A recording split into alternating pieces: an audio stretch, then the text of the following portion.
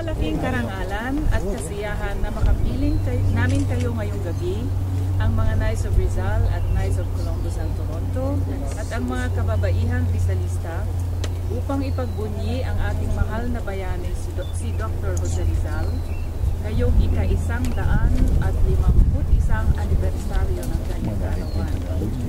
Ako ang aking asawang si John at 10 ng mga kasamahan namin sa Konsulado General sa Toronto ay nakikiisa sa inyo sa ating pagpupugay ngayong gabi.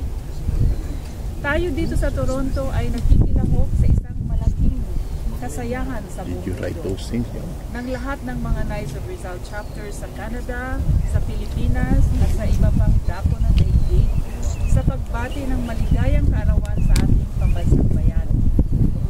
Bago ko ihayag sa inyo ang sarili kong pananaw tungkol sa kahalagahan ni Dr.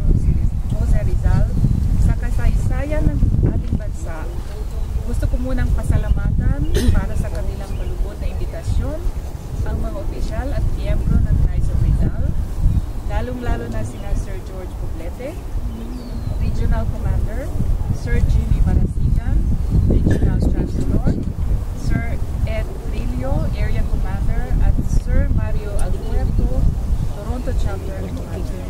Kung meron ho akong hindi na ibanggit, pasensya na ako, bago pa lang ako. Binabati ko rin po ang lahat ng opisyales at mga miyembro ng kababaihang Rizalista na katulad ng mga Knights of Rizal ay napaka-aktibo at palaging nakikiisa sa mga programa ng ating Filipino community. Lubos ang aming kagalakan na makadaupang palad at makilala kayong lahat. Kararating lang po namin ni John dito sa Toronto at gusto naming makilahok sa mga okasyong gaya nito upang magpakilala sa ating mga kababayan. Nandito rin po kami upang mag-isaya sa inyo ang aming mga kasamahan sa Konsulado General. Kami po'y handang tumulong at magbigay ng nararapat na serbisyo sa ating mga kababayan sa abot ng aming makakaya.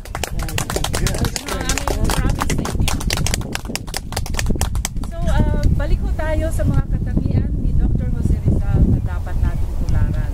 Ito ho ang kanyang major contribution sa ating history. Si Rizal ay matalino. Wala hong objection. No. Mapagsuri, analytical, may paninindigan, mahusay, matyaga, masigasig, masayahin, makasining, makadiyos, at mapagmahal sa bayan at sa kapwa-tao. So ito ho ang mga qualities ni Rizal na hanggang ngayon ay buhay na buhay pa rin sa ating mga dibdib. So ito ho ang mga aspirations na hanggang ngayon dinadala ng mga Pilipino na dahil sa mga asosasyon na kagaya sa inyo ay nagiging buhay pa rin at lalong lalong tumitiim, lalong malambo.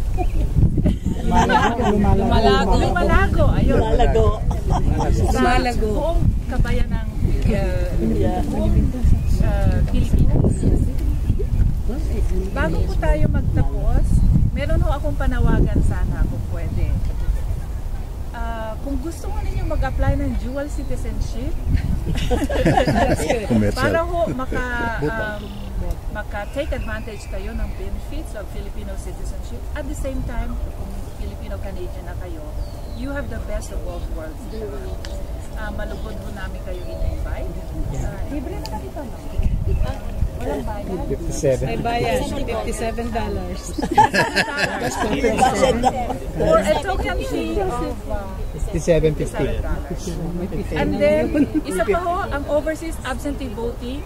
Kung kayo'y Filipino citizen or Filipino-Canadian, this is your chance to choose our leaders back home. Alam ko ho na kayo'y involved pa rin sa Filipino life, sa life ng ating bansa back home.